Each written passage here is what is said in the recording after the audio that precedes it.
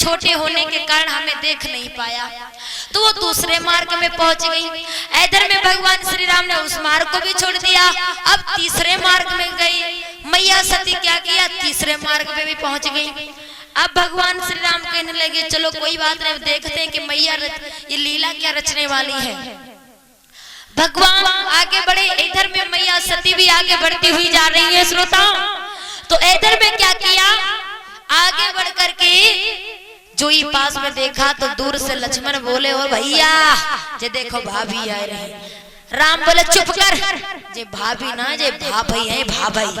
कैसे जवाब दिया कि तुम्हारी भाभी सीता नहीं है, भगवान भोले बाबा की पत्नी सती है, जो तुम्हारी भाभी का भेष बना करके हमारी परीक्षा ले रही है।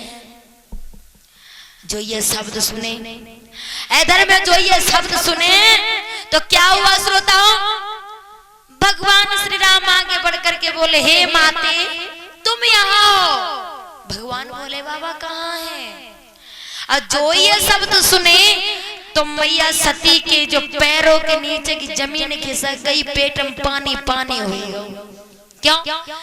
विचार करने लगे, हमने सोचा ये हम पहचान नहीं पाएंगे, लेकिन इन्होंने तो हमसे कुछ बोलने से पहले इन्होंने हमें पहचान लिया ताकि हम कुछ बोल सकती, लेकिन हमको बोलने तक का मौका ही नहीं मिला।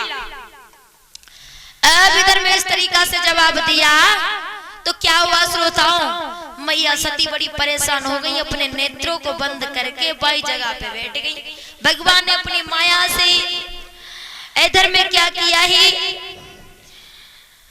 अपने शरीर को रामाकार किया है। देखा उसमें राम लक्ष्मण सीता तीनों नजर आए। जब तीनों नजर आए तो मैया सती बड़ा परेशान हो गई, अपने नेत्र को बंद करके मार्ग में बैठ गई। भगवान मर्यादा पुरुषोत्तम श्री राम वहां से चले। इधर में जब वहां से चले श्रोताओं तो मैया सती ने विलंब नहीं किया, दौड़ करके भगवान भोले बाबा के पास में पहुंच गई। जब भगवान भोले बाबा के पास में पहुंच गई, भगवान भोले बाबा ने अपने नेत्रों को खोला, जवाब दिया देवी तुम परीक्षा ले आए? हाँ ले आए। कैसे? अरे कुछ पूछो मती, बहुत अच्छी परीक्षा रही।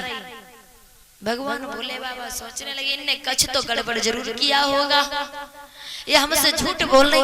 भगवान ने क्या किया, इष्ट देव का ध्यान किया और अपने नेत्रों को बंद करके देखा कि सती तो सीता को वेश बनाए घूम रही थी। अब इधर में भगवान भोले बाबा को क्रोध आ गया। भगवान भोले बाबा को क्रोध आ गया, जवाब दिया हे सती तुमने हमसे झूठ बोला, अपने पति के साथ में छल किया, जाओ आज से हम तुम्हें वचन देता हूँ। क्या बोले कि ऐसे छल छल कलिवरी का परितन विधान रचाऊंगा, और रहना जब तक सती भेष मैया का भाव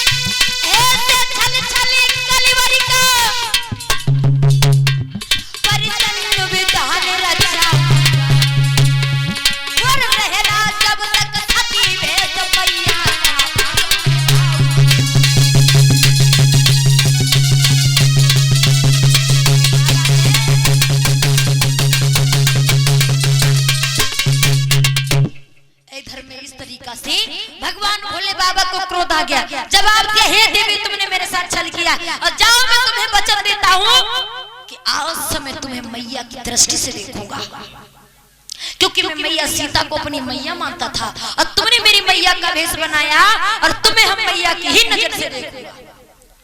अब जो ये शब्द सुने तो मैया सती पानी पानी है गई, रोने लगी, आंखों में आंसू भरे आए। जवाब दिया हे नाथ प्राणनाथ हमें क्षमा कर दो। आहा जवाब दिया हमें क्षमा कर दो। भगवान बोले बाबा बोले हैं कि ही देवी तुमने एक नहीं दो गलतियां की हैं। एक तो तुमने मेरे भगवान श्री राम की कथा का अपमान किया, दूसरा तुमने ये भेष बनाया, मैं कदाप तुम्हें माफ नहीं कर सकता। तो इधर में मैया सती भगवान भोले बाबा के चरणों पे गिर गई, भगवान भोले बाबा के चरणों पे गिर गई और जवाब दिया है आंखों में आंसू बोली, अरे चरण पकड़ के मैया बोली अरे कौन प्रतिज्ञा ठानी, हर बार का कुछ न का ये हृदय गुलाब।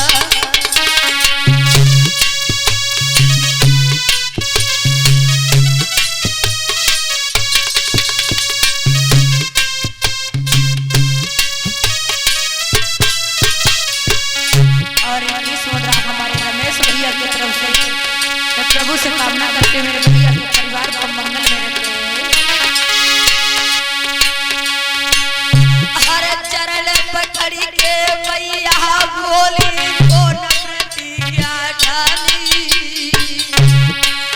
हर बार कहा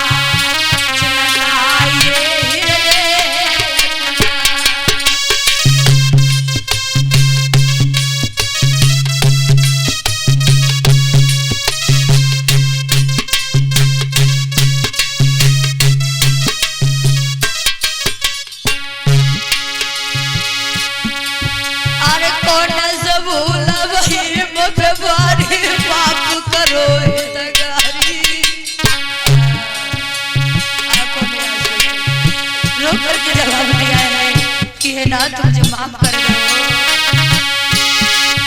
अरे कौन सा भूला बड़ी बारी माफ करो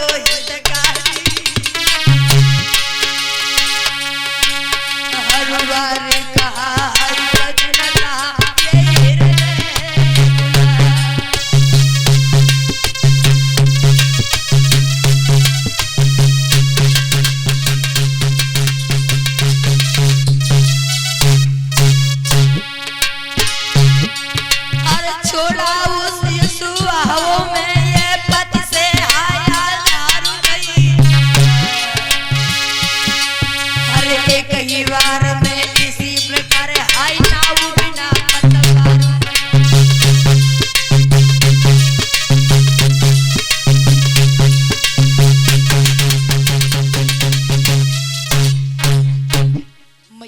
चरणों को पकड़ करके बोले आंखों में आंसू हे दीनानाथ, जवाब दिया है नाथ मान जाओ, इस बार मुझे माफ कर दो और ऐसी गलती दोबारा नहीं करूंगी मेरे दीनानाथ, एक बार मुझे माफ कर दो। इधर में इस तरीका से जवाब दिया, लेकिन भगवान भोले बाबा ने जवाब दिया कि हे देवी मैंने तुम्हें जुबान दी वचन दिया है और मैं अपने वचन को कदाप वापस नहीं कर सकता हूँ।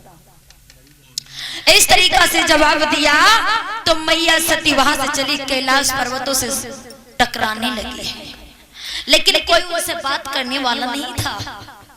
और इधर में भगवान भोले बाबा ने अपनी समाधि को लगा लिया। इधर में जब समाधि को लगा लिया, व्यास नंदन श्री सुखदेव महाराज हस्तिनापुर के राजा परीक्षित से बोले, इधर में जब समाधि को लगाया अब धीरे धीरे समय बीतता गया और इधर में क्या हुआ